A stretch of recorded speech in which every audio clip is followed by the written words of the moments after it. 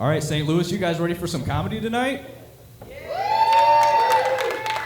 All right, come on, I'm gonna need some more noise than that. Are you guys ready for some comedy tonight? That's better. Let's make some noise for our host tonight, Ray Omer. Say I'm the biggest, the largest. Been stepping up since my mama stayed in them apartments. Regardless, my daddy told me keep the heat even when I'm in foreigns. I'm heartless, cause these niggas. Let's bring it up, Green Bean Willie! What's up, dude? Check it out. Check it out. That's my new dance move. It's gonna catch on here soon. What's worse than seeing your parents have sex? Smelling it too. Ooh. My sister loves that joke. I'm like, yeah, you remember the smell of mom and dad's fuck? And she's like, no, I haven't. Yeah, exactly, because they quit having sex after you were born. Now, I'm not gonna say it was her fault that my parents got divorced, because it goes without saying. So, underwear is just fart insurance, if you think about it. That's I would like to share a story about one of the weirdest things that I've ever done. One time I was at a party, it was in high school, and I found myself in the kitchen with a jar of peanut butter and a hard dick. And the dick was mine. It was my dick. It wasn't like somebody else's. But anyway, so I take the jar of peanut butter and I just start smashing my dick into it. And I don't stop until I see the tip smash against the bottom of the jar.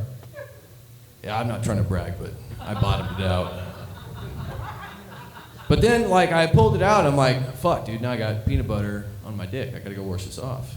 So I go to the bathroom, and I'm washing my dick off in the sink, and I cross that fine line that is, that's rubbing peanut butter off yourself and rubbing yourself off with peanut butter. We've all been there. So now I'm just jerking off my buddy's sink. And you know that post-nut clarity that comes after you blow a load? Well, it happened to me, and it's just, and you're like, it's such a weird thing that happens, because you're just like, where the fuck am I? What am I doing? Who am I? And you get to be existential for a second. You're just having a crisis, and you know, I'm sitting there looking at myself in the mirror, and I'm like, man, what the fuck am I doing, dude? I broke that trust that my buddy gave me whenever he turned me loose in his house. And you know, I was starting to feel bad, but then the drugs hit all at once.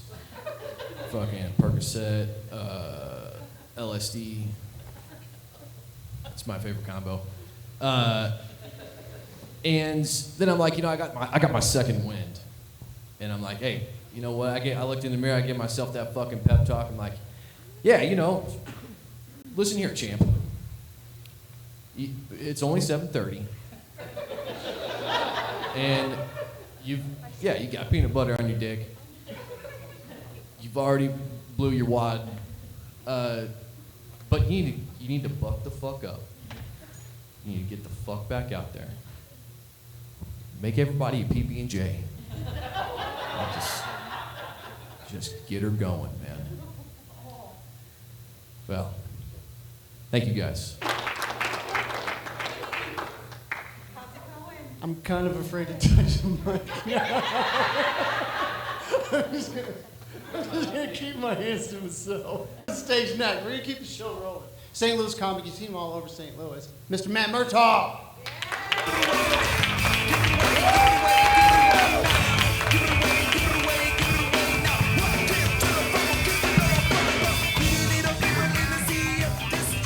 How we doing tonight, huh?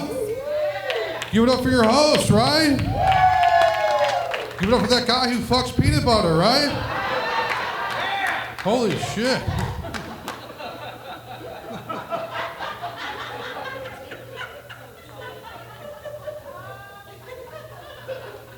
My name's Matt. Nice to meet you. A little bit about me. Let's get to know each other. When I was a kid, I had this problem where I couldn't sit down or shut the fuck up. So my parents brought me to the doctor, and he diagnosed me with ADHD. They gave me Adderall and Ritalin, and that was supposed to help me in school. And it did. Because I sold that shit. I made a bunch of friends, so. Hey, it's the weekend. Who has to work? Anybody? Besides those awesome people right there, I'm working right now. Hey, give it up for Tyler. He's working on the weekend. All right. He's got an awesome job. My job sucks. I'm a therapist. Well, I help my clients with their problems, and they all seem to have the same kind of problem. They hate their therapist. I used to be a substance abuse counselor, which means one thing. I got the hookup. See me after the show. What's your greatest strength and what's your greatest weakness? My greatest strength is I'm the perfect employee. I'm on time all the time. I give 120%. I'm a team player. That's amazing. What's your greatest weakness? I'm a pathological liar.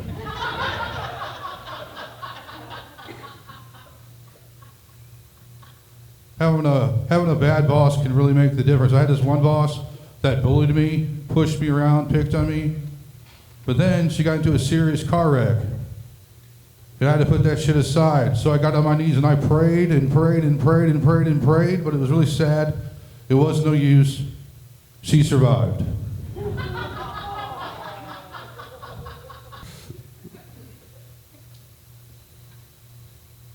I got a good relationship with my doctor. He called me a fat piece of shit the other day.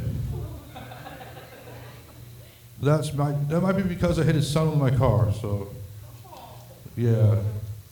He's a great guy. He's been to medical school. He delivered DoorDash there. Also have a lawyer on retainer. Just got his braces off.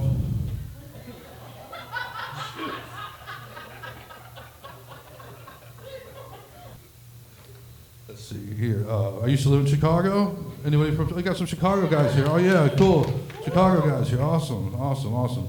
I lived with my grandfather, and he passed away when I lived with him. And I was really sad. But I'll never forget the dying words he said to me on his deathbed, which are this. I'll share them with you. They're beautiful. They are. You will never get away with this. You piece of shit. Thank you. That's my time.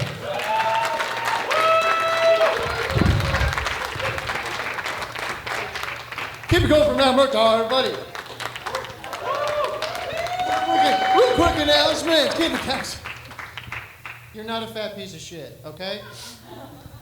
All right, to keep in the know with what's going on with STL Comedy Studios, you should follow us at STL Comedy Studios Square site. Today, just her first night. First night ever. Ladies and gentlemen, our bucket pool. Is it Jen? Jen Weaver, ladies and gentlemen.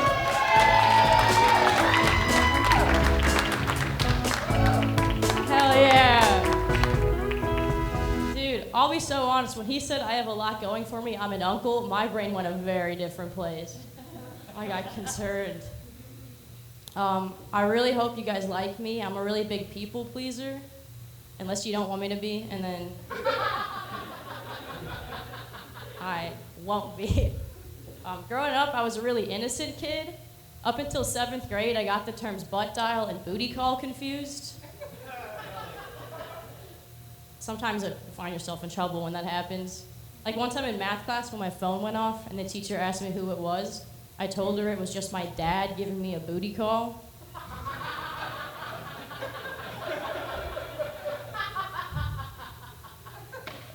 I was like, he booty calls me every day. I'm his favorite, you know? He's got 5, but I'm number 1.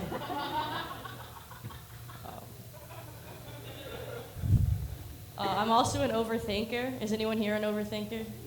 Yeah. Are you sure though? Maybe you're not. Like, sleep on it, but not with apnea or whatever the fuck he was talking about. I feel like being an overthinker and being innocent is a really bad combination because I don't know how to react in certain social situations. Like, has anyone here been catcalled before? Yeah, you've clearly, yeah, you felt it. Dude, it's hard when it happens to me because I kind of have to just like pretend to be upset about it, you know? Based on like the principle, because like it's wrong, it's degrading, yeah, but have you ever been out for a night in the town with all your friends and everyone else gets harassed except for you? It kind of hurts my feelings, what? Like, as a feminist, I don't want to be objectified, okay? But as an insecure person, if someone has to be, I'm right there, you know? Right? I don't want you guys to get the wrong idea about me, though. Like, I will still defend my girls so fast. If a guy says something to one of my friends, I get all up in his face, and I'm like, hey, man, don't say that to her, okay? Why don't you pick on someone who looks like they really need to hear that right now, huh? No, I don't know how to handle getting catcalled. I don't know how to handle talking to guys, especially when it comes to dating. I know I walked up here and you all assumed I was gay, but surprise. Everywhere you look.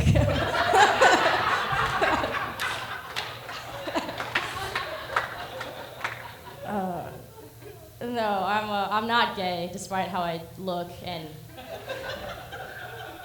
dress and act, and probably am. I kind of feels like I'm gonna be the last to know, you know? My parents are still waiting for me to figure it out. My mom got a love is love sign put in the front yard a couple months ago, and I think she's trying to tell me something. It's cool though. I don't know, man. Like, I look like if I had a boyfriend, we would share a closet. And we'd both be in it, like, let's be honest. If I was alive back in like the 70s or whenever it was, I probably would have found myself in the back of Ted Bundy's van, not because I fell for his looks, but because I wanted to prove that I could lift the couch by myself.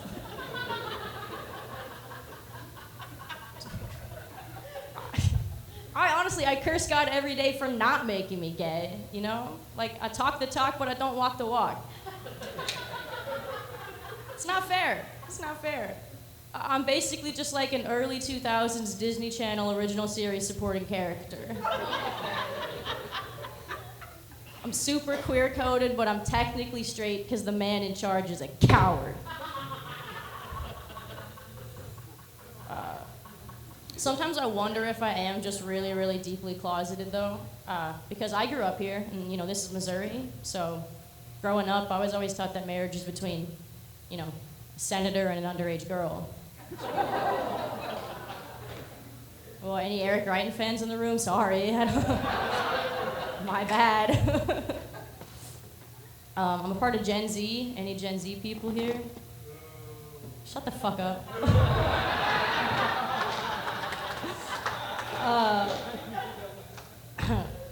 I was born via C-section, though, so I don't really celebrate my birthday. I have an excavation date. My mom doesn't like that one. She didn't like it as it happened either. My parents are boomers. Any boomers in the room? One. I like that Gen Z got booed and the boomers got a polite hand raise. That's fun. I'm honestly jealous of you guys, you know? Like, I think it would have been sick to have bought a home in 1972 for the price of an Aldi's candle. You know? Because I don't think I'm ever going to own a home one day. So if I ever get to live to be, like, senile and grumpy and old, not saying that's what you are, but I will be for sure. When I yell at the kids, I'm gonna have to shout like, "Get off my landlord's lawn!" And I feel like that won't be as intimidating to them. Hell yeah. Sometimes I feel like, I don't know if any ladies can relate to this, it feels like guys think they can just say whatever they want to you, whenever they want, and get away with it. Yeah? Yeah. Dude, I swear, I remember one time I was making cookies with this guy. I'd known him for like as long as I can remember. I felt super safe, comfortable around him. I really trusted him. And then he turned to me and he was like, I don't know if we should eat these. It kind of looks like you're gaining some weight. I know. I like that all the women are like, ooh, and this guy's like, that's hilarious. But I looked at him and I was just like, what the hell, Dad?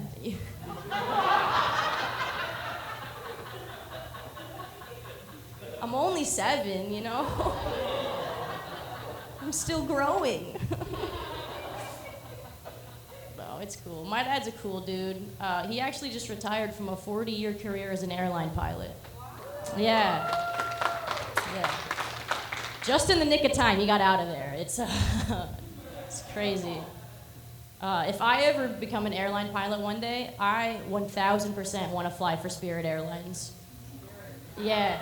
Dude, I feel like being a captain at Spirit is like being a waiter at one of those restaurants where you're supposed to bully the customers, you know? I would just be like, sorry about the turbulence. I just didn't really like your vibe when you came on board. Just doing this the whole time, thinking about you.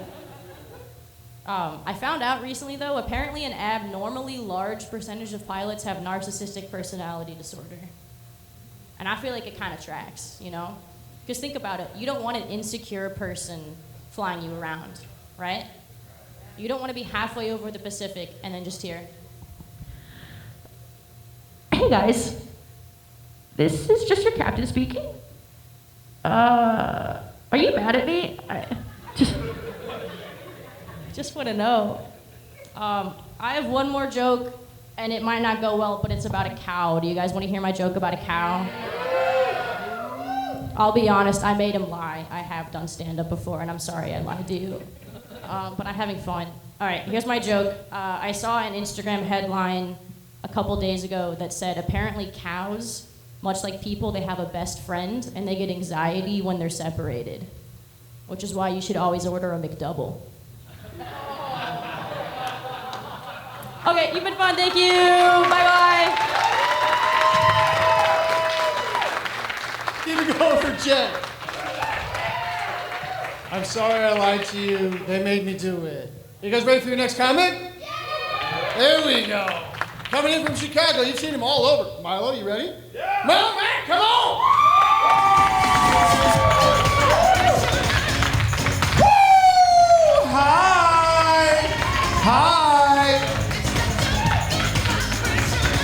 You can stop the music now. I'm not gonna do jokes over music. Hi, I'm Jenny Weaver's dad. How you guys doing?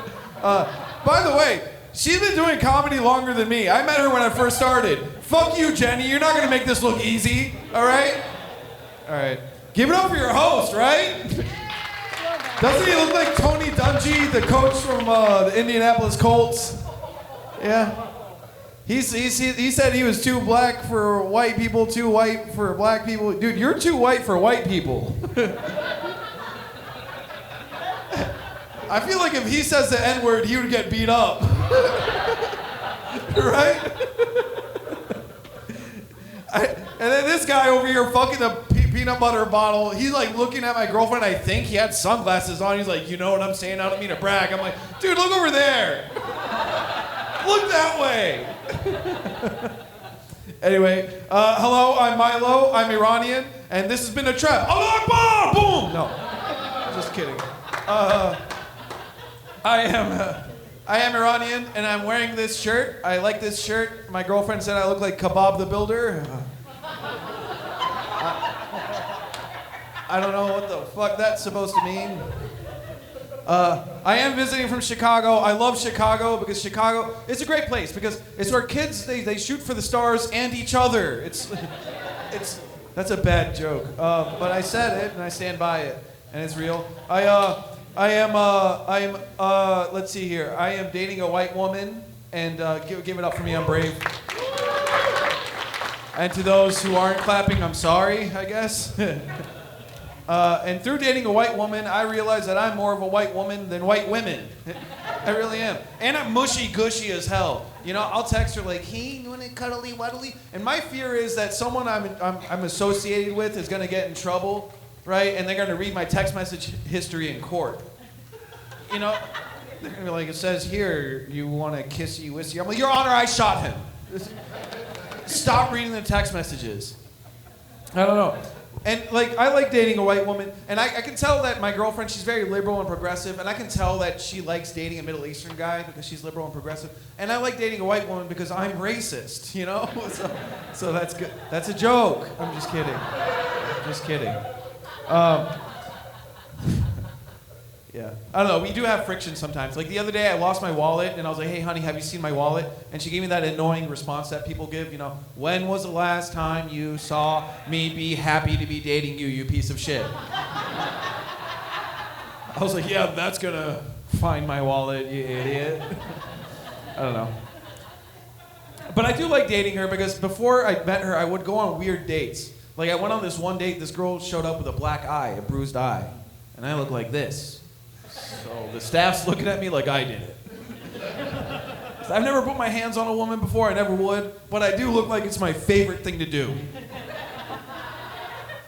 I look like I wake up in the morning, where's women? Wanna hit one.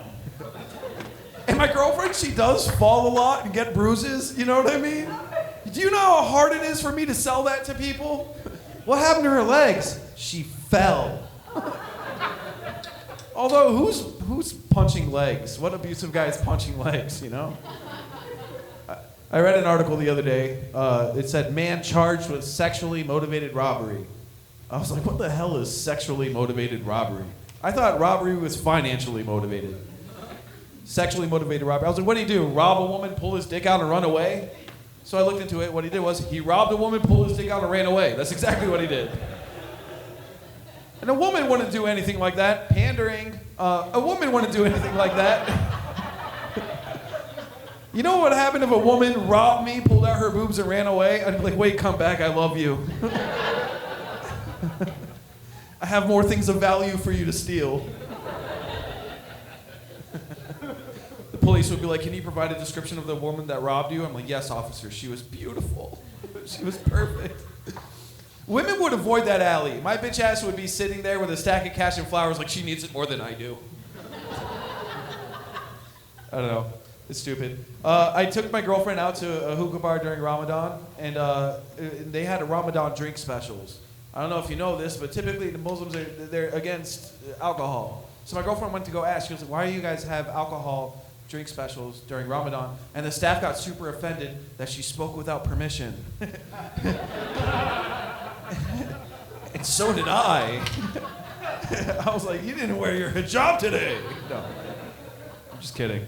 There's this big like stigma that Middle Easterns are inbred and they all, you know, fuck each other and their family and whatever. And you know what inbred means. Like there's a lot of incest going on. And like there's ignorant people that will look at me as if I'm attracted to my cousin and her beautiful ass, you know? I understand if I lost some of you there. I wrote a question mark next to that joke. Like, should I do that one? It's too late now. But this would be a good time to tell you that my name isn't actually Milo. I go by Milo because my real name is Omid.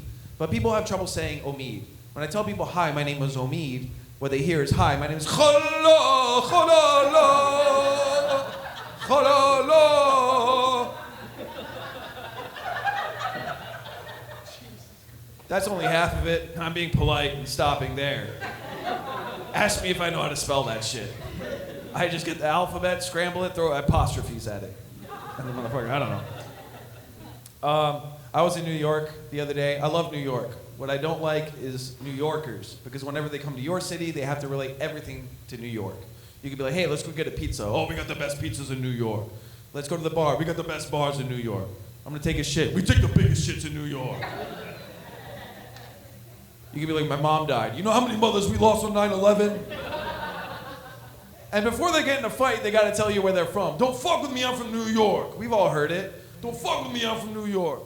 So I was in LA one time, and there was a New Yorker about to fight another New Yorker. He was like, don't fuck with me, I'm from New York. And the other guy said, I'm from New York too. And then they started making out. I guess that's how they do it there. I don't know. I don't know, it's stupid. It's stupid, I'm stupid. Listen. I'm aware. I know who I am. I am really dumb. Like, I know the Earth is round. I know the Earth is round. But if a flat earther came in here and said, give me one piece of evidence that the Earth is round, I would go, holy shit, the Earth is flat. That's all it takes. I'm so dumb, I thought waterboarding was a sport. I was like, that Dick Cheney's a real outdoorsy guy. In Iraq, of all places. You know, this joke would have killed 23 years ago. It's a little outdated, but that's okay. I don't know. Anyone in here have kids? Yeah. Yeah, I had a kid, I pay child support, and paying child support is kind of annoying because they ask you for your username, your password, your email verification. They want to make sure you're not a robot. Are they worried someone's going to hack my child support account and pay my child support? Let them do it. And then they have the nerve to refer to me as a customer. Are you satisfied with the services we provided as a customer? You threatened to throw me in jail last week, motherfucker. What kind of services? And what difference does it make? What difference does it make? It's not like I can take my business elsewhere. Stupid. I have a lot of tattoos, and I don't know. They're not representative of who I am because I walk in the wrong neighborhood sometimes, and they're like, "Hey, fool, where you from?" And I'm like, "Me? I'm from Northern Virginia. Don't Google it. It's so gangster. Don't Google it." They'll be like, "What set you banging?" What set you banging? And I'm like, "Me? This is a JCPenney fall collection. Is that what you mean?" I don't know. My personality doesn't match my tattoos. You know, I'm a goofy guy. I'm a goober. Like when people say, "Hey, man, you got some sick tattoos," I'm like, "Thanks." It doesn't. But I was heavily influenced from rap. You know what I mean? I grew up on it. It was heavy. It was all I listened to growing up. But as I got older, I started noticing contradictions among rappers. I was watching this interview with this rapper, and he was like, "Hey, kids, stay in school. Don't join a gang. And check out my new album, Fuck School, Gang for Life." I'm like, they'll be like, "You know, when I was broke, no one fucked with me." And then later in the verse, they'll be like, "If you broke, I don't fuck with you." I'm like, "Yeah, well, you're part of the problem, guy." And rappers, it's cool for rappers to say, "I'm a pimp, I'm pimping." It's interesting. "I'm a pimp, I'm pimping." But they can't say, "I'm a human trafficker, I'm human trafficking." It's the same thing, right? 50 Cent goes, "I'm a motherfucking PIMP." But he can't go, "I'm a motherfucking HUMANTRAFFICKER." Because it hits different, like the kids say. I wrote 2 pages making fun of the host, but I'm not gonna. Don't they look like siblings?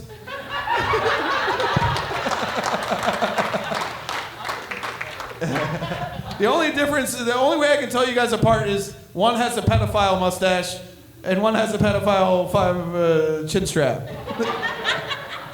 Either way, I'm keeping my kids away from you. All right, guys, thank you. My name is Milo Mack. Thank you guys so much. Give it up for your host. I like to think of it more of a porn star stash, not a pedophile stash. Just so we're clear, kids are off limits. Hold up. Here we go for your host. How's everybody doing? Excited to be here. I'm going to do about 2.5 hours. I hope that's okay. The doors are locked. Contractually, I had to tell you that. Quick question. Could everybody sit any further away from the stage? Is there any way for that? I'm just so scared that somebody's getting... You're the only brave one that's sitting up here, but you got a sweatshirt to shield you from all those jokes. Don't let the laughter through. I am terribly cold in here. Anybody? Okay. I think, it's good. I get paid based off how many light fixtures are in a room, so I'm going to be making some cash tonight. Can we have the most flammable light fixtures? Is there any way? These seem like they are about to burst into flames at any moment. That is one light fixture lady in the back. Everybody lost. Everybody else didn't like it. Okay. 2 people are leaving. Can't do light fixture material anymore. Is that where we're at as a society? We liked the last guy, but then that one guy started doing light fixture bits, and then everybody walked out. I said, not tonight.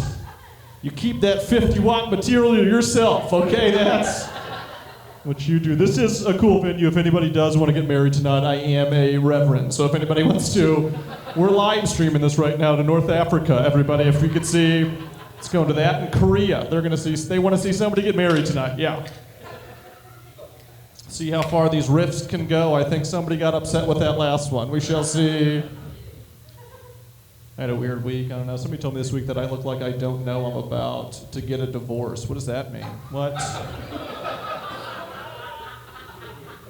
does that mean? My wife told me that. I've been trying to figure that out the last 6 weeks.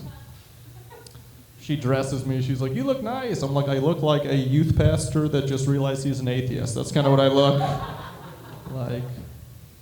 Look like I'm about to walk into the vestibule and say, "Not today and not ever again." That's kind of the energy that I think I look like Paul Walker from Fast and Furious 1 is what I really think. She dressed me like. That's going to hit for, I like my jokes. They start off very general. They get down to one person that likes them at the end. That's kind of how I am being paid by Fast and Furious tonight, so I hope that's okay. I am a sponsored comedian. No, I actually drive a Kia. I don't know if anybody else drives the most stealable vehicle of all time. I don't know. They don't tell you that when you buy a Kia. When you buy a Kia, you're like, the deal is terrific. You're like, there must be a catch. And there is. It's a pretty big one. Your car will be stolen several times a week. That's a pretty big catch. I was living in St. Louis City. My car got stolen 3 times, and I was like, I think it's probably time to move. I think that's what that means.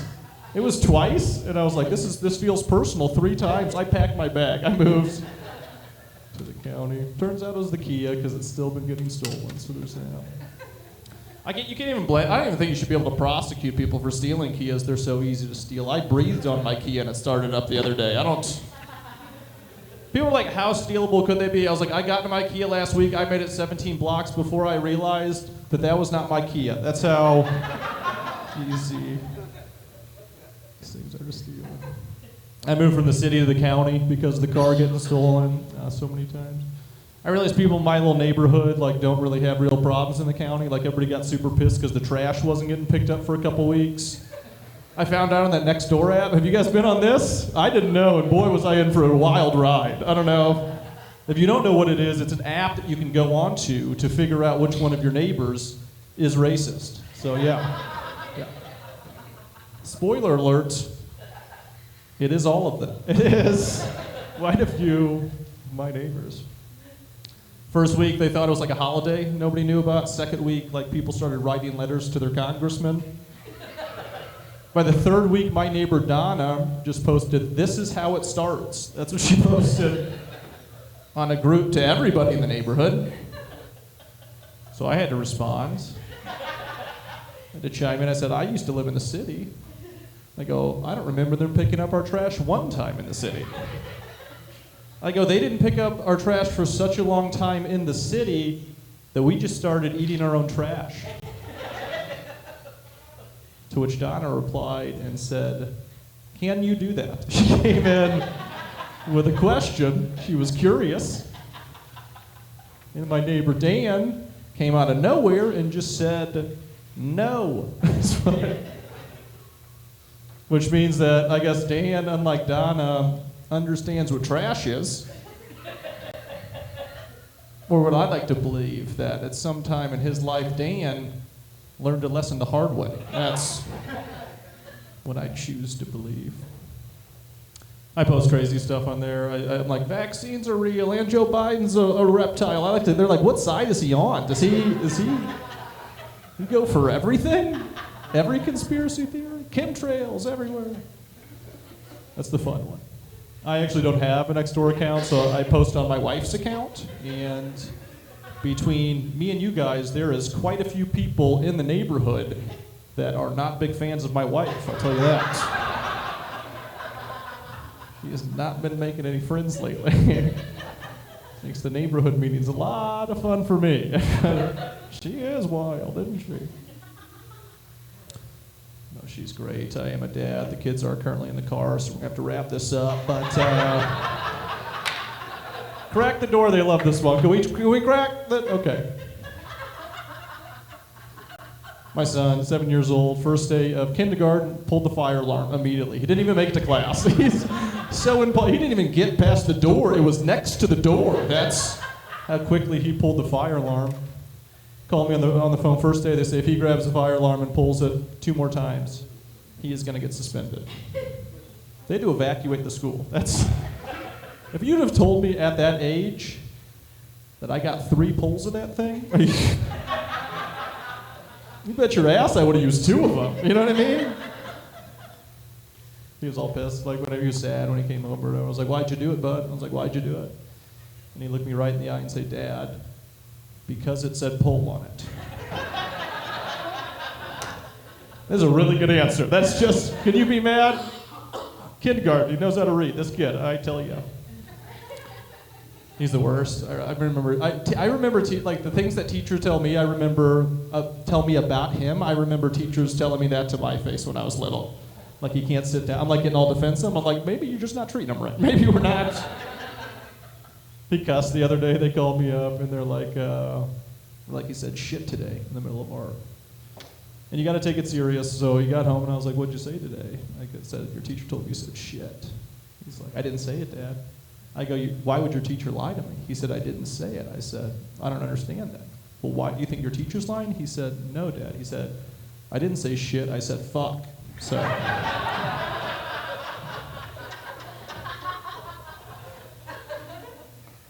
Which is so much better.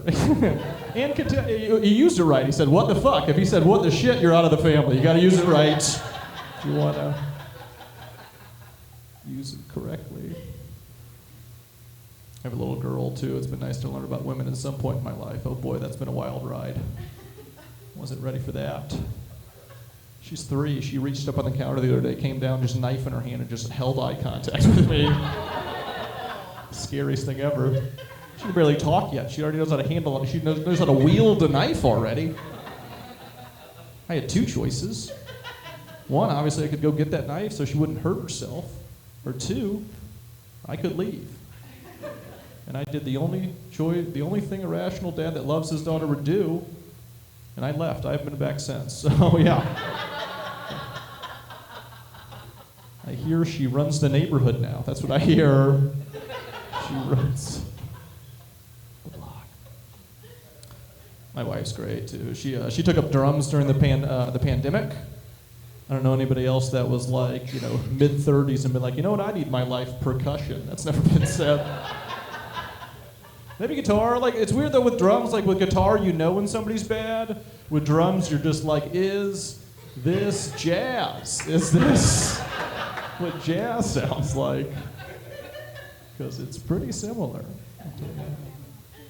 Was that the light? Yeah. I am a criminal defense attorney. I'm sure nobody was thinking I do this professionally. I am a criminal defense attorney, so if anybody's thinking about stabbing anybody tonight, let me know. The answer to your question is $5,000. 10 if you want to get away with it. Getting into it. No, I am a criminal defense attorney. I'm super transparent with all of my clients, which is why every time I walk into court, I always wear khakis and boat shoes. Because I want my clients to know 100% of the time that when I walk into that courtroom, they are going to jail. They're like, it was a traffic ticket. I said, you saw the shoes. You saw the shoes. I'll tell you a couple things I learned in my travels. I learned that if you see a criminal defense attorney walk into the courtroom with a backpack, get the cuffs off. Somebody's going to jail. That's a promise. That is.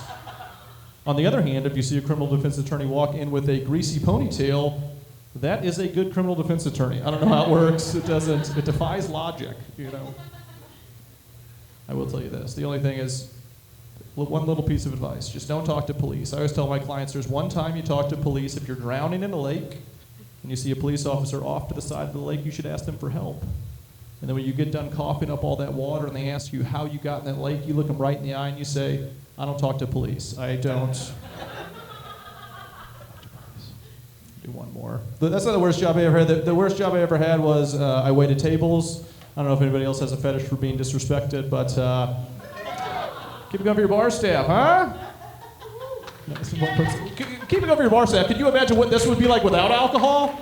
This would be a meeting if there was no alcohol, okay? This would be a sad meeting. People probably would have sat up closer, I bet, if it was a meeting. Bet you that would have happened. But I digress. You guys, I give you guys credit.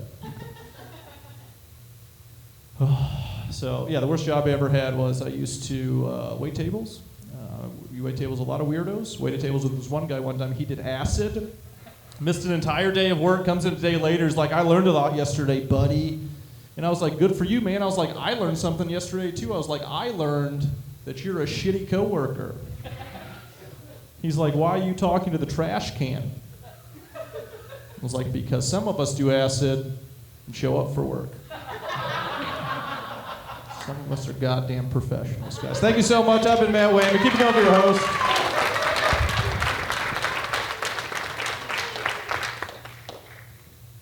Keep it going for Matt Wayman, guys.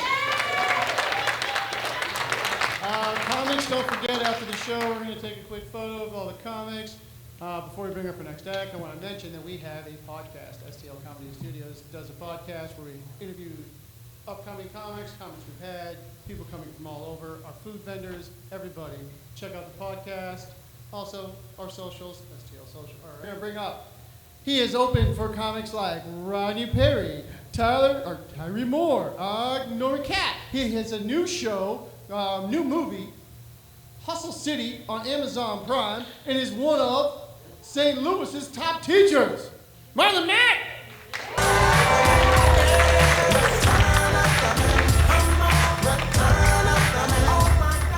We good. That was terrible. He fucked up all of that intro. And I typed it to him.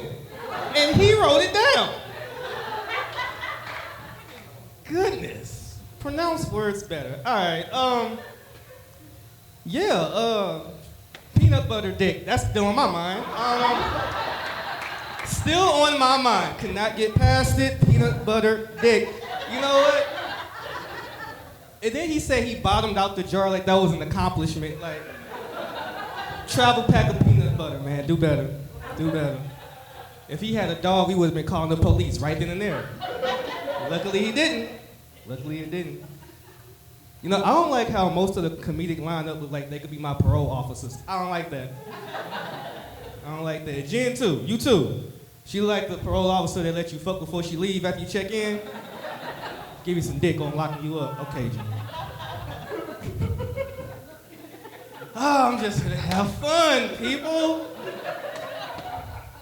I got mad at Tyler when I pulled in here because I felt like he lied to me. He was like, yeah, meet me in Crystal City. Then I got here, I said, this is not a city. I said, I know cities when I see them.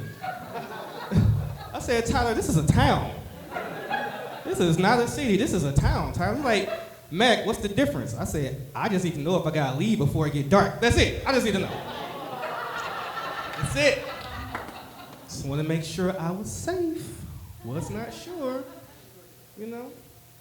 But it's cool though, y'all seem pretty nice, so I feel safe enough. Nobody confirmed that I was safe yet, but it's all right. It's cool, it's cool. But yeah, I was recently in a movie on Amazon Prime called Hustle City. Clap it up for that, thank you. My first movie role ever. You know what I'm saying? Coming to Tubi soon.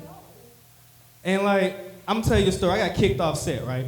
Here's the reason I got kicked off set when we was filming this. It was somebody's idea to put me in a sex scene. And it didn't go well. And the director got mad because I brought condoms to the sex scene. And he was like, Mac, it's not that type of sex scene. I said, man, I only know one type of sex scene. And I've been practicing this since I was 14, I'm ready. Kicked me off set immediately. But it's okay though. Like, I didn't even like the girl they had me filming with because she was skinny. I like big girls, that's my thing. I like big girls, you know what I'm saying? Yeah. I like my women with back rolls and pretty toes. You know what I'm saying? Backs big and good wigs, you feel me? Backs wide and thick thighs, that's what I like. If your thighs don't touch, we can't do much, that's all I'm trying to say. They be like, you gotta be 2 something to do something. I be like, you gotta be 3 something to see something.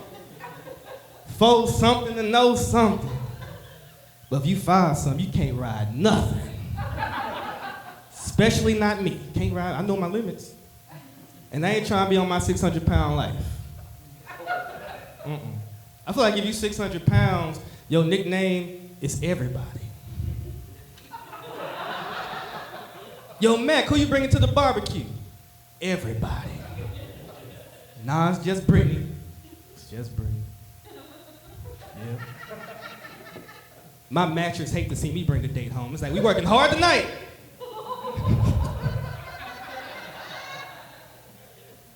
Yep, that's life.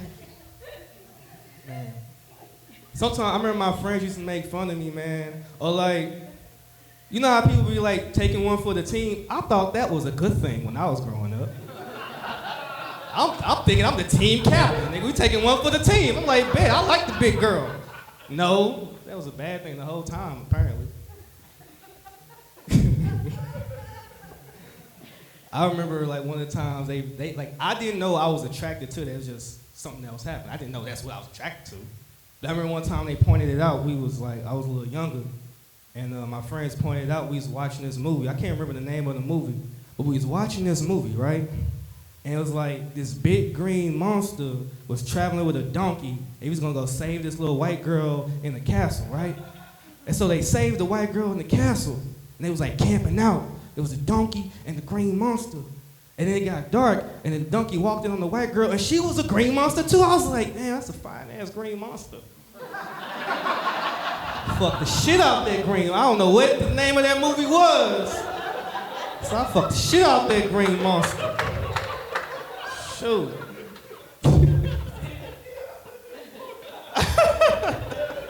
My bad. Yeah. Ooh-wee. Yep. For sure. Yep, I said it. I don't care. It's better than peanut butter. I don't know.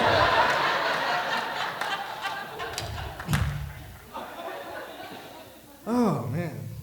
Yeah, shoot, what else? Knock, knock. Not the Mexicans. Oh, shit. Too much? My fault. My bad. Oops. Yeah, so. President's been tripping. I don't know. That man's been, this is the most gangster president I've ever seen in my life. He signs everything. Everything. Raise the tariff, sign it. Get the Mexican out bill, sign that. I don't know. We're not even gonna pave any streets, sign that. Keep black folks down bill, sign that. They sent Bill Cosby to his office. They signed him too, just because it was a bill. It was crazy. Signing everything, man. Speaking of which, I think they all look like they would be on the Epstein Island list as well, but you know. That's just me. Yeah. I don't like when I run into white people with the same last name as me. Like, it's something about it. It makes my slave bone tingle. I don't like it. Cause like, we could be connected, just not in the way I would like us to be connected. Like, did you own some people I know or related to? Don't like it. I'm also a teacher, by the way. Clap it up for that, yeah. I teach. So I'm gonna tell you something that you probably never heard a teacher say. You probably never heard it again, so you gotta listen carefully because we close now. I feel like we good. Your kids are stupid. These are some of the most dysfunctional children I have ever taught in my life. I know crack babies that function better than these kids. I should know because I am one. I think I'm doing okay. I don't know. Who knows? Who knows? Like, and they bad too. Like, I wish I could sell these kids on the black market. They get on my nerves. I just don't like it. What age? 4th grade. 4th grade. Black market prices are up. You know how much we get for a 4th grader on the black market? We could all have Cybertrucks right now. And they'd be in the Middle East somewhere with a prince. Who knows? Who knows, man? It's ridiculous, dog. I almost got fired from work too in April. Here's the problem. It's like, being a teacher and a comedian at the same time, I crossed the line, and I don't be realizing I'm crossing the line. So here's the reason I almost got fired. Where's the stool at? I feel like I gotta sit down for this. Whose award is this? Tyler, get this bullshit out of here, man. Sheesh. All right. Here's how I almost got fired. April Fool's Day, right? So I thought it would be a good idea to show these kids news clips of 9/11 and pretend like it was happening right then, right there, right now. These children were stressed. They was crying and screaming. It was ridiculous. And then one of them was like, "Oh no, I hope nobody jumps." And I was like, "Wait for it." Terrible. It was terrible. They got me to that office very fast. I was more nervous than Justin Bieber at a Diddy party. It was ridiculous. Very ridiculous. But yeah, and another thing I don't like as a teacher, I feel like all these drills we practice is a lot of bullshit. I gotta pretend like if the school did catch on fire, like I wouldn't leave their ass and save myself. I don't like that. I feel like I'm just lying to them. We do earthquake drills. Okay, sure, that's gonna save us under the desk. We'll see.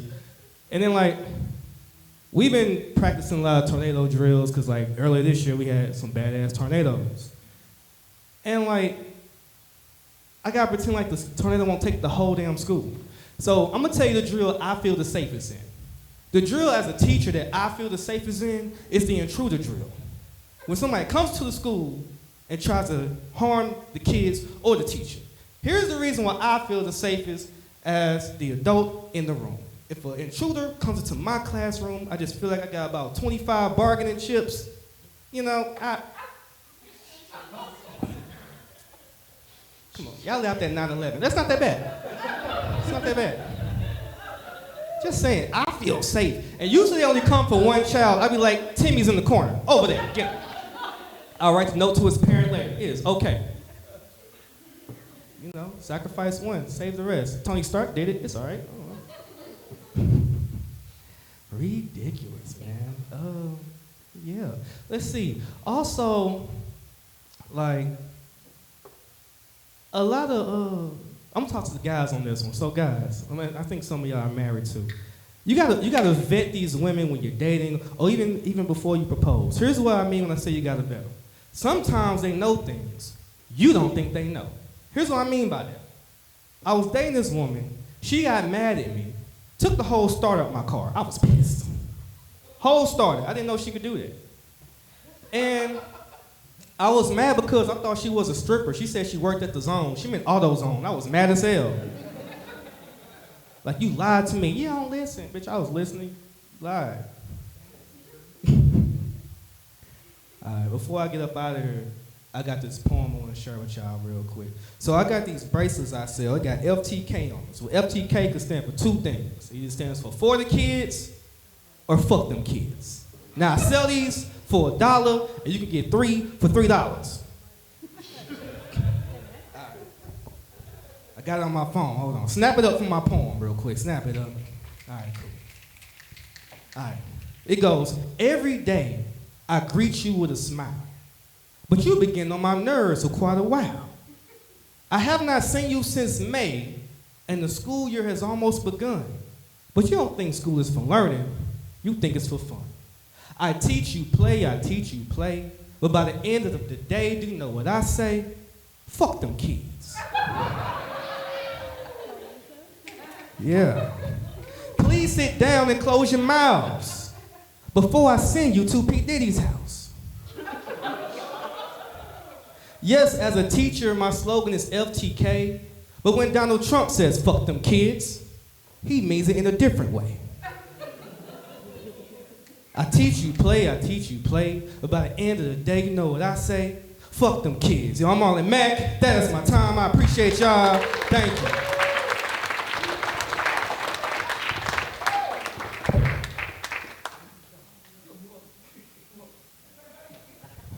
Keep it going for the nice guy, Marlon Mack.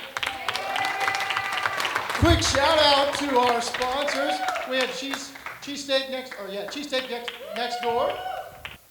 I believe he's from Venezuela. He's currently based in Chicago. He's hit the stage from New York, LA, New Orleans, and Miami too. He's the host of Another Latino with a Podcast. Give it up for Christian. Come on.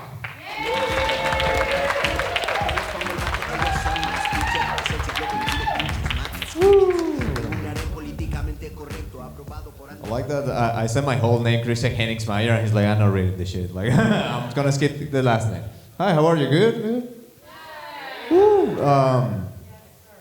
Yes, sir. Thank you. Oh my God. Okay. Flirting with me already. Okay.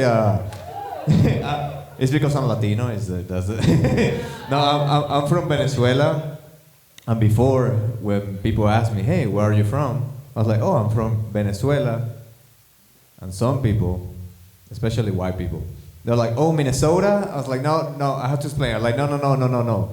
Venezuela." But after everything that is happening with the Venezuelans, I'm from Minnesota now. I'm like, go Vikings. I don't know what the fuck they say there. From Minnesota now. But I do believe I have good English. Like, what do you think about my English? Great? Oh, okay. I feel my English is good. Yeah. Thank you. And I feel it's good because I learned English back in Minnesota, where I am from. And the whole process of me learning English, I just hated my mom. And this is the reason why. The reason why is because she put me in classes after school when I was in senior year in high school. What a fucking bitch, right? Like, why would she do that to me? Like, the plans of my friends were amazing. My friends were like, "Hey man, after school, we're gonna go to Madison house. Her parents are not home. I have booze. We're gonna skinny dip in the pool with these bitches. Are you coming?" And I was like, "I can't go because today I'm learning verbs. I am, you are, he are." And they're like, "It's not like that's like, I know, that's why I'm going." So it was fucking awful. I missed so many parties, so many beaches. But look at me now. I'm fucking doing stand-up in English in motherfucking St. Louis, Missouri, okay? Like, go, give it up for me. Like, fucking doing it. Still no beaches. I'm working on that. The thing is, like, there's other things that I'm worried about. Like, I don't know, like, do you know what is happening with immigration? No, they are like fucking white people. It's like, what is immigration? Like, what is that? And the people say just like, yes, they're not doing a good job. There's one on stage. Like, no, like, it's really bad what is happening with immigration. They're just like deporting a lot of migrants, and that's terrible. And I think they should change the name from Immigration and Customs Enforcement to Immigration Cops, Immigration Police, something like that. Because this is the thing, like, every time I hear ICE, my mind translates that to hielo, which means frozen water in Spanish. And I've been in really confusing like situations already. I was in a house party. The host, she was amazing. She's like, "Oh, welcome to my house, welcome. Okay, this is the living room. We're here. We have food, we have snacks, we have drinks. Oh, by the way, there's ice in the kitchen."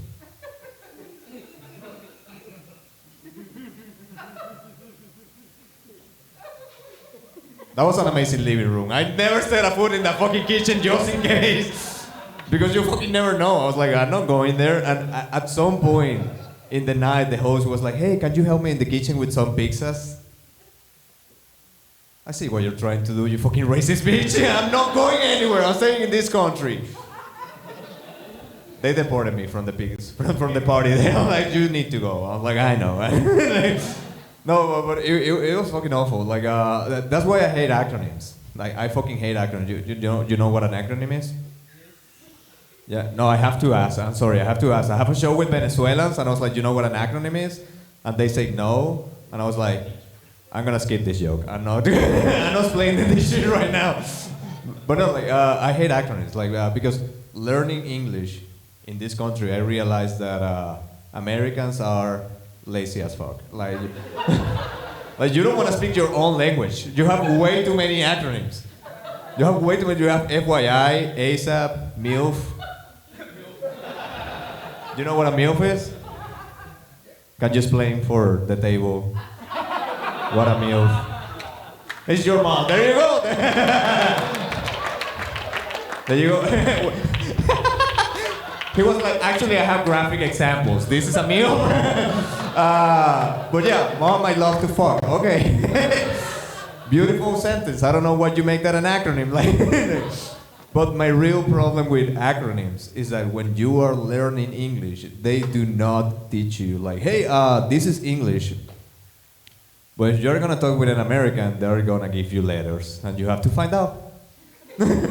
So imagine my fucking confusion the first time. I was in a party with my friend, and my friend was like, hey man, BRB. And he left. I was like, what the fuck is happening? Like, why are you leaving? Like, what is happening? I wasn't expecting letters out of nowhere. So what I heard was like, hey man, B, the black and yellow insects, are bees. It's like, what is the problem with the bees? I'm like, well, I don't know. He just recite poetry and left, like, I don't know. Then he came back and he was like, dude, be right back. And I felt so stupid and so humiliated that I wanted revenge. And now what I'm doing every time I'm with him, I just say two random Spanish words and I leave. I'm with him, I'm like, dude, perro biblioteca. And I fucking leave. And he's confused and I'm happy. That's how it works. Demille, what do you think about my accent? You think it's great? You think it's good? You think it's sexy? You think it's you're straight? I know. Like, you think it's sexy? Get your wikis. Okay, that was too much. I was like, I get turned on by my own accent. No, I feel I have a good accent. I feel it's cute, but I got in troubles for this accent. And you may ask, how this person that we have to deport got in trouble for this accent. I used to sell sweet pastries in a restaurant. And I have this customer. She bought one, went to her table, ate it, and came back. And she was like, that was delicious. I'll have another one. I sold her another one. She grabbed it, she went to her table, she ate it, she came back. I shouldn't do this, but I will have another one. I wanted to say a phrase that American people say when they like sweets.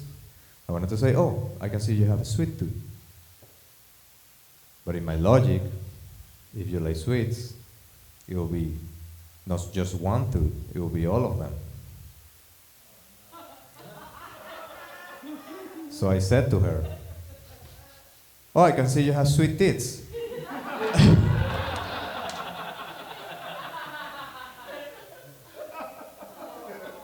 And I spent the rest of the day in HR trying to explain what the fuck happened. She has sweet tits, but that was not the moment to say it. Because it just made me look like a fucking pervert.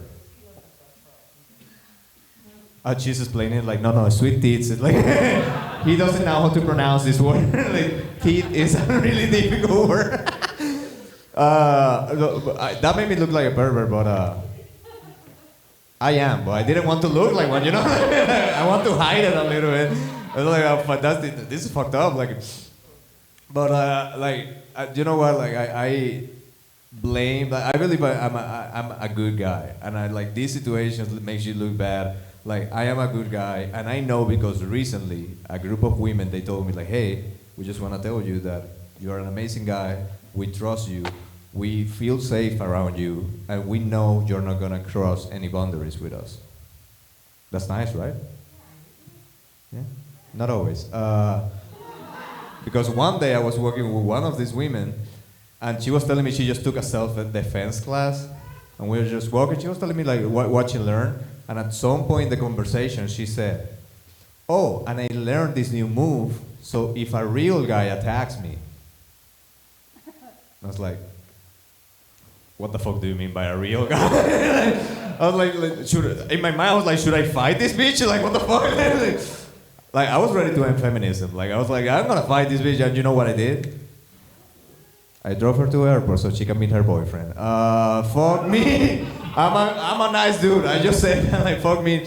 But you know what? I believe I'm gonna say something that there's good guys here. Yes, good guys. Yeah. Tyler is a good guy. Good guy. Okay. We'll learn about that later. He's 54 and single. I don't think he's a good guy. But, but I'm going to say something in favor of good guys. There's something that women do that I fucking hate. And I hate when women give away a fake number. Have you ever done that?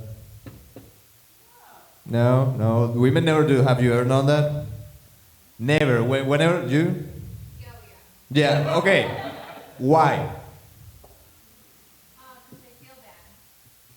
You feel bad and you're like, you're never contacting me. Like, but why? Like, you didn't like the guy? Yeah, exactly. Yeah. Okay, he was ugly. That's one of the reasons. And that, okay, this is what you feel is like a nice reason, but it's not. And this is why. This is why I think it happens. I think like this guy just takes the number and he's like excited. He's like, oh my God, I cannot believe I got the number from this beautiful woman. This is amazing.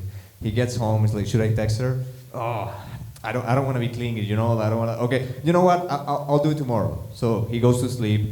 Next morning, he's like, okay, I'll text her. Oh, I don't know. She gave me her number for a reason. Okay, I'm just gonna text her. So he grabs his phone. He grabs all his courage, and he starts a message like, hey, this is Alan from yesterday. I just want to tell you that you are beautiful. You have the best smile I've seen in my life. I really enjoyed your vibe and being with you yesterday. If you have time this week, I would really like to take you to dinner. And this is why I imagine, because that's the message that I got 2 weeks ago at 9 a.m. And I didn't have the heart to tell this guy it was a fake number. So we've been dating for 2 weeks. I've been dating this fucking dude for 2 weeks. I'm running out of excuses to not see him. Like, my mom died, my grandma is sick, like, my dad is out of town, like he's such a good guy. He sent me money for my nails. He's an amazing dude. But it's not my shit. I was like, I don't know how to stop it. But you know what? I feel like I'm like lonely a little bit because I have stupid thoughts. For example, like I have this. My biggest fear is dying in a stupid way. Not dying. I can die. Win-win situation. I don't pay more shit. Okay, I'm good. But dying in a stupid way. Because I think this is what happens when you die. You go to heaven, and you're outside waiting to get into heaven because I am immigrant, so I believe that's how it works everywhere. And just in line outside for some reason, waiting to get in. And in the line, I want to make a small talk. So I just like, with the guy behind me, it's like, hey, crazy, right? Like, how did you die? I'm scared of he being like, dude, I was a firefighter. We got this call, we went to the building, we saved a lot of people, and we were about to go, but I heard some barking. So I rushed again into the building, and through the smoke, I just found this dog that was protecting a kid. And I just grabbed the dog under one arm, I grabbed the kid under the other arm. I rushed to the window, I yelled to my friends, I throw the kid, throw the dog, I hear an explosion, and that's the last thing I remember, and I woke up here. How did you die?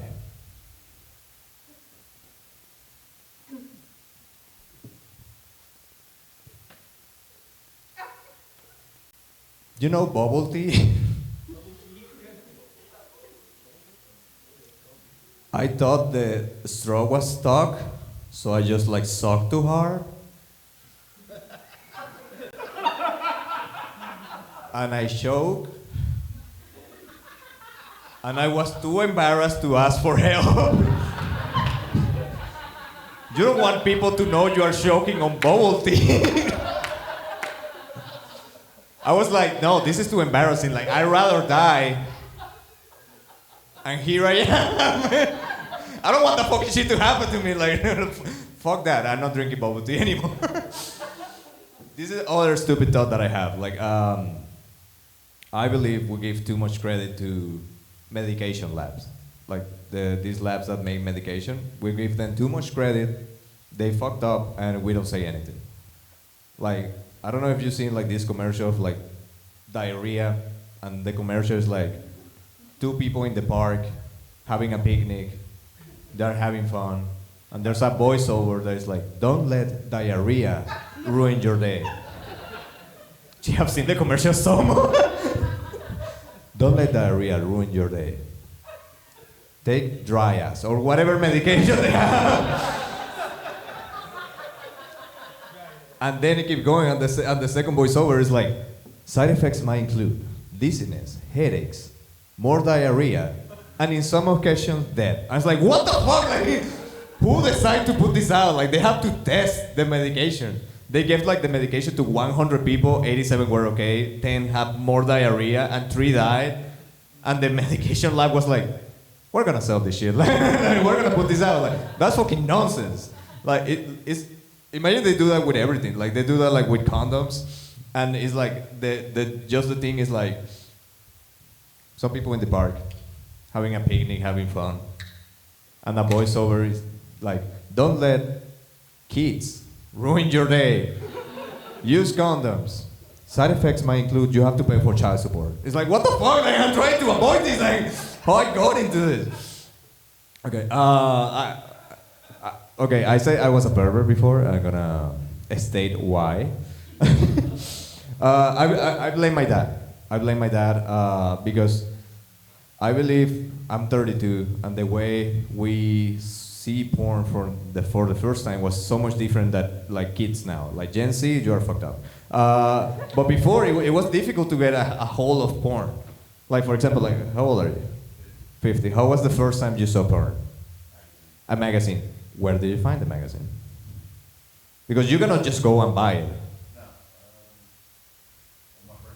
Your friends had it. And he's like, don't look at page 7 and 9. They're like stick together. And you're like, don't worry, there's tits in the doors. Like, give me that. It was like that. You have to see it from someone else. You have to steal it. The first time I saw porn, it was my dad's DVD. Like, I was in his room, I was looking to something, and I couldn't find anything, but I found a porn DVD. And I was like, I'm gonna watch this. And it's my dad's porn, so I gotta be careful. So this is my system. I have a system. I have to take the DVD out, put it in my DVD player, jerk off, put it back. Every time. Take the DVD off, put it in my DVD player, jerk off, put it back. Every time. Take the DVD off, put it in my DVD player, jerk off, put it back. Every time. Take the DVD off, put it in my DVD player, jerk off, put it back. Every time. Take the DVD off, put it in my DVD player, jerk off, put it back. This was the day I found it, by the way. This was just the first day. Like, I'm gonna jerk off so much. I was 16, like whatever. But this was back in Minnesota, where I am from. And in Minnesota, all the CDs are like a white CD. So one day I was like, you know what? I'll switch it. So instead of putting back the porn, I put back Fast and Furious 1. And I was happy because now I have porn, and it's my porn. I never thought about it until recently. That was like, what happened the next time my dad was horny and he wanted to watch his porn? He just took the DVD out, put in his DVD player, and he was fucking Vin Diesel fixing a car. The thing is, like, probably he was really mad. But there's a chance that he was like, I'll do it for the family. Oh! That was my time. Thank you very much. You were amazing. Clap it up for you. Clap it up for your host. He has a half-hour special, Ain't Nothing Special About It, on YouTube. He's a producer of a show, Big Black Comedy in Chicago. Give it up for Melvin Stewart. Give it up!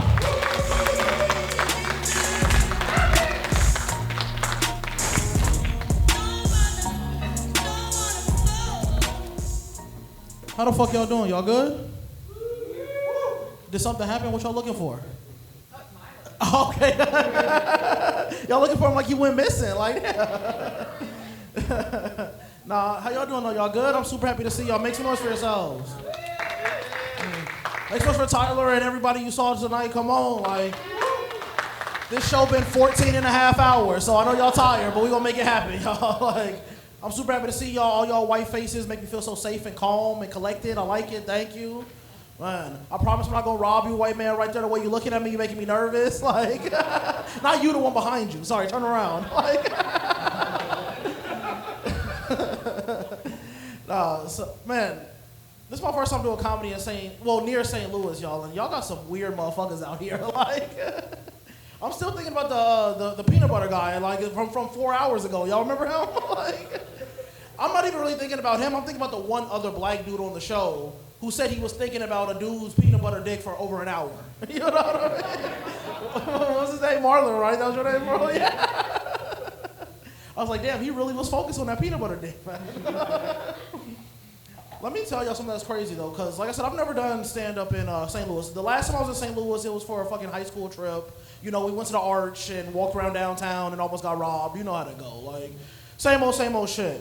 So, you know, my wife, she was at work, and somebody from St. Louis came in. She mentioned we were coming down here, and she's trying to ask them, like, oh, what should we do? Where should we go? And it was like, you shouldn't go anywhere. You shouldn't do anything. Just stay in your fucking hotel.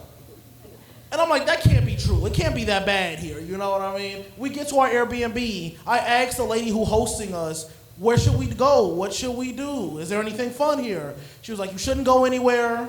There's nothing fun here. You just stay in your Airbnb. Matter of fact, don't even leave the room that you have in the Airbnb. I'm like, damn, bitch. Like, you charge us $300. You don't even like it here? The fuck? Like, yeah, but then we started driving around, and I'm like, oh yeah, we shouldn't have left the house at all. Like, there ain't nothing here for nobody. The fuck? Like, man, but I'm a little bit about me, y'all. Like, I'm a father. I don't know if that's clear by the shape of my body and shit, but like, yeah, I have 3 kids, you know. Well, 2. My wife is expecting our 3rd. I think that's pretty cool, right? Like,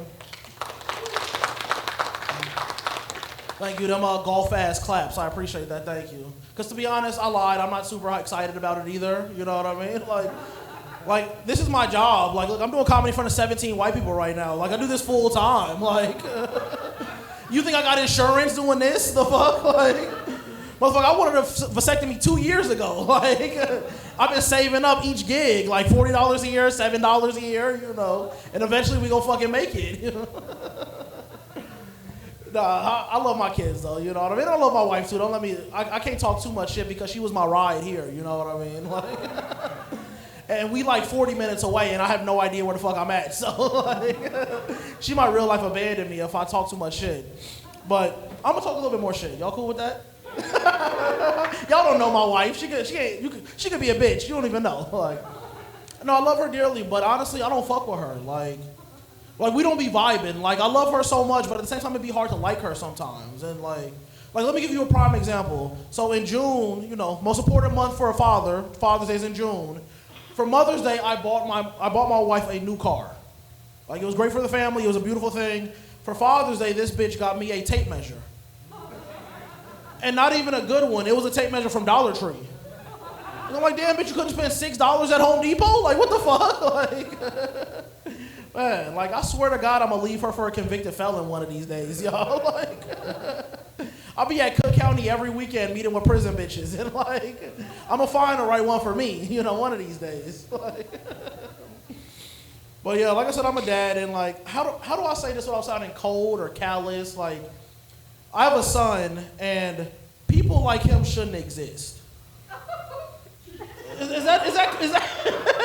I'm sorry. Like, I can say that because I'm his dad, but like, he a goddamn menace to society. Like, he's 4, by the way. I should probably clarify that. Like, I found out 2 years ago that he wasn't shit. Like, you know what I mean? Like, I'm sorry. Like, he's funny, he's smart, he's charismatic. But then there's a side of him that's just monstrous. Like, my son just don't do normal kid stuff. Like, he don't play normal kid games. Like, he don't play hide and go seek, you know. My son like to play hide and go take a shit under the kitchen table. You know?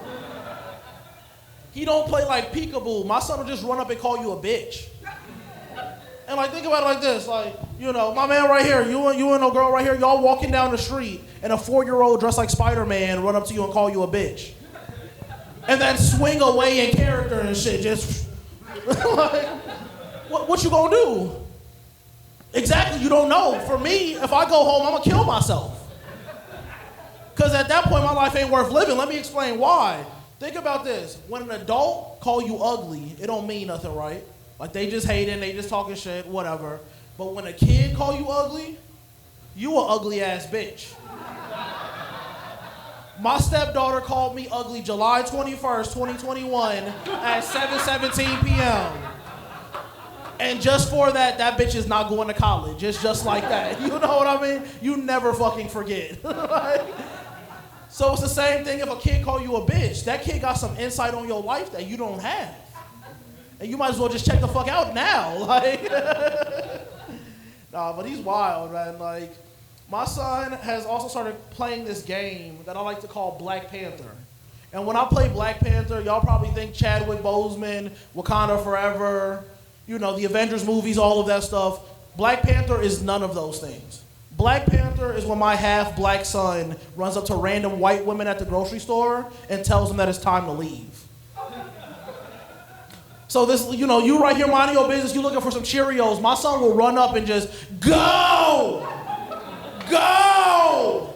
And then me trying to be a supportive father, I run up right behind him, go! Go! Pay for my groceries first, but then go! Well, long story short, y'all, we've been banned from most of the grocery stores on the north side of Chicago. Well, think about that. It is what it is. I get it. So we started going to grocery stores on the south side. And I'm going to point out my wife right now just so y'all see what she look like. So my wife is half white, half Puerto Rican. So my son is mixed.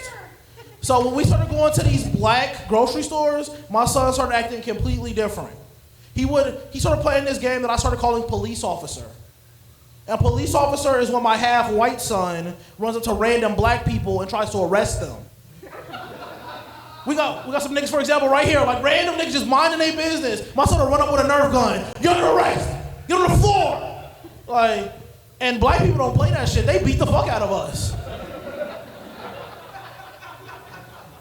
I have never seen a grown-ass man kick a 4-year-old in the chest.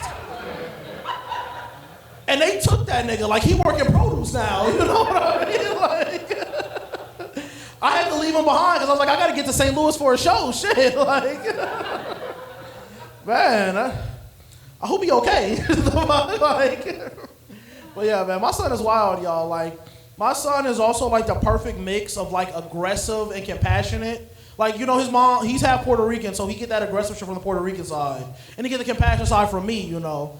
But he'll do this thing where he'll be really mean to someone, and then he'll instantly feel bad about it. Like, almost in the exact moment he does something bad, he feels bad, and he'll try to, like, make up for it. So, like, he'll run up to my daughter, push her on the floor, she'll start crying, he'll pick her up, kiss her on the forehead immediately. So this is something he does a lot, you know, and he started doing it to me, and that's where it went wrong. I was at home in the kitchen making pancakes, and my son run up to me, and he punched me clean in the dick. Like right between the dick and balls. You know, like in that little line or that little seam? He hit me right on the fucking seam. And obviously I hit the ground immediately because I'm about to fucking die. And I see it in my son's face. He realized that he fucked up. So my son gets on his hands and knees and starts crawling towards me, and he tries to kiss me on my dick.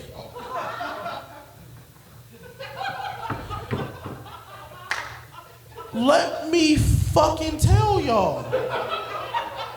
You would think I was Neo in the fucking Matrix with how fast I got up. I completely forgot about the dick pain. You know what I mean? Like, I got up so fucking fast, grabbed him by his face, and threw him across the room.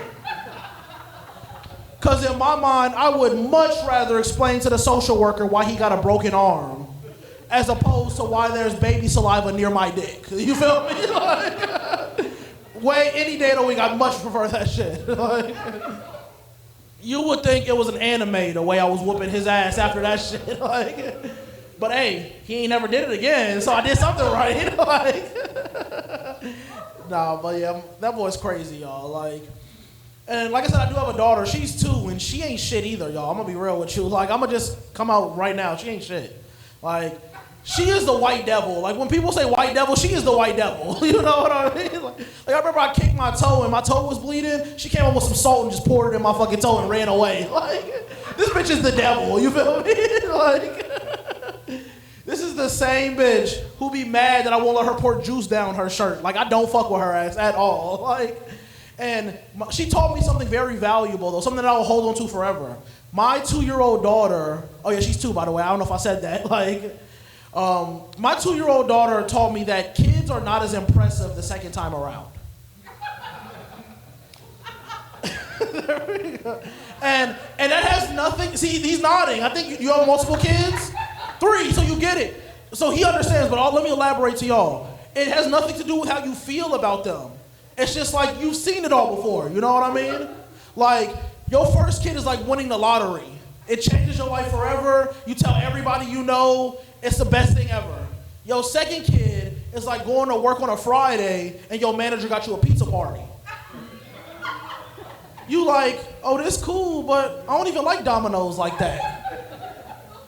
That's just what it is, you know? And like, for my son, when he was meeting his milestones, like when he lifted himself up on the stools and climbing on furniture, I'm watching this nigga like it's the NBA Finals. Like it's the most impressive thing to me.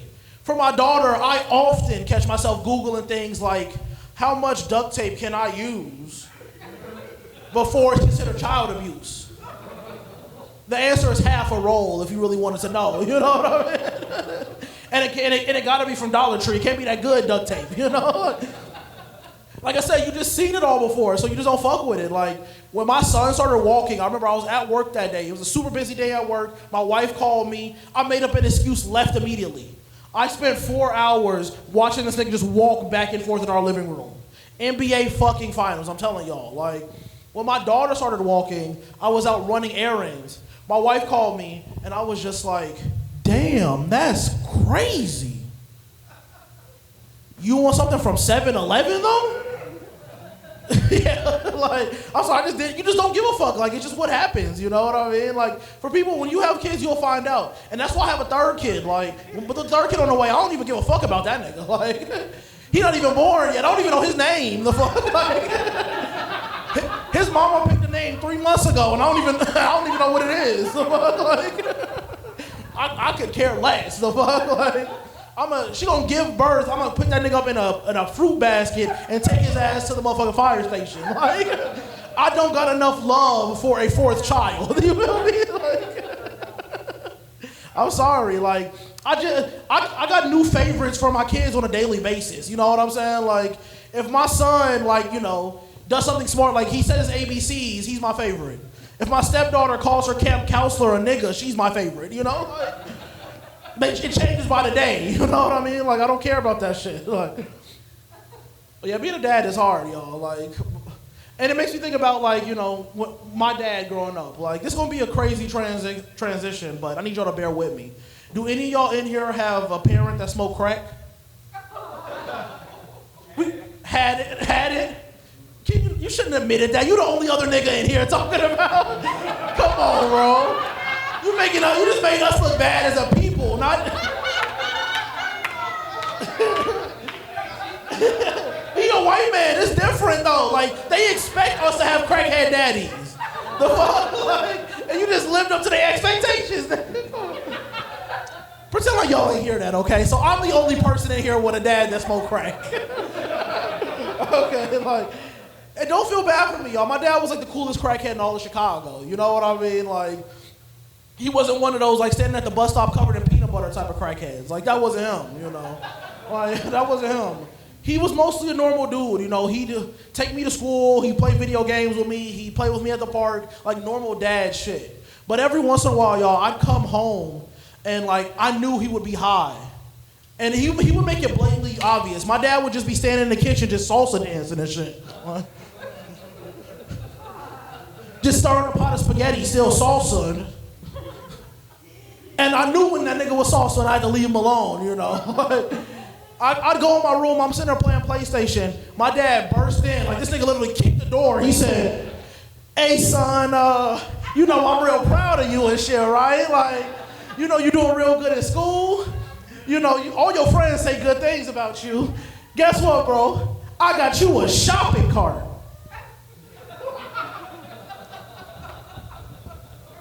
And I was like, a shopping cart? He starts all of a sudden again, he said, yeah, a shopping cart. And I didn't know what the fuck to say. I was just like, thank you, nigga. I don't know what I say. And so I had so many follow-up questions I had to ask. I'm like, Dad, where did you get this shopping cart from? And he was just like, don't even worry about that, Playboy. And let me clarify something, y'all. This wasn't like a normal little shopping cart you see like an old lady with at the grocery store. It wasn't one of those. This was a shopping cart from Kmart. And it was 2014. So Kmart was long gone. Like, where the fuck? You know what I mean? So I asked him one more time. And he said, I asked him one more time, like, Dad, where did you get a Kmart shopping cart? And he was just like, you know what, you ask all these damn questions. You know what? I'm gonna just take this shopping cart for myself. Like, nigga, you smoke crack, of course you want the shopping cart. Like, god damn. And then he would just like sauce out the room, gone. Like, and I could tell he knew I didn't like the shopping cart because the next day he got me a computer chair. We didn't even have a fucking computer, you know what I mean? Like, and this, so it was a really, really fucking nice chair, y'all. Like, it was like one of those like chair, like where it was like nicely padded. Like, it was a high quality computer chair. So I'm hyped. I'm like sitting there once again playing the game. It's summertime, you know, I gotta ask. And like, you know, I'm sitting there and I start feeling all these like itchies and bites and shit. I go in the mirror in the bathroom, because the bathroom's right by my room, and I look and it's just red bumps all up my side. So I go to my dad and I be like, Dad, there's something in that chair that's biting me. And he looked up and he was just like, oh, that's just your built-in security system, dog. You know what I mean? Like, ain't nobody gonna steal that chair now. I'm like, so Dad, you got me a chair with bed bugs on purpose. And he was like, yeah, son, why you being ungrateful? You know what, I'm gonna take that chair, you know, it's mine. And I'm like, of course you want the chair, you can sell it for crack. God, like, man, y'all, like, having a dad smoke crack was just crazy because my mom is a super religious person. Like, she goes to church like 10 times a fucking week, you know what I mean? Like, she goes to enough church where all of y'all will go to heaven, I promise you, you know what I mean? Just kill yourself today, you'll find out. Like, but so much so that my dad used to always call her brainwashed, you know what I mean? And when I started getting older, I didn't like it, so I'd be like, stop talking to her like that, you know what I mean? You fucking smoke crack, you one bad day from sucking dick at a bus stop. And the scary thing is, he was just like, how you know about that? I was hanging out with your uncle, we wasn't supposed to be doing nothing crazy, and next thing you know, we end up sucking dick. I'm sorry, it was one time. What? And then he just sauced out of the room again, just gone, like, always, like. The crazy thing is the sad thing about having a dad that smoked crack was, y'all, I could never roast any of my friends. You know what I mean? Like, you know, as soon as as a young black kid, there's nothing more exciting than being able to roast your friends, you know? Yo, pickle chin ass, yo, fat neck ass, you eat garage doors by the hole. You know, just dumb shit. You want to get in on it. But every time I would try to roast some of my friends, somebody would run up and would be like, at least my daddy don't be sucking dick for crack. And I'm like, how you know about that? It was one day he was hanging out with my uncle that wasn't supposed to be that way. Like, it's just one time, I promise it never happen again. Man, yeah. Last thing I'm gonna say before I get up out of here, y'all. My dad was not a good influence. I don't know if that's obvious at all or not. My dad taught me how to gamble, and he would actually take my fucking money. He taught me how to play blackjack when I was in 6th grade.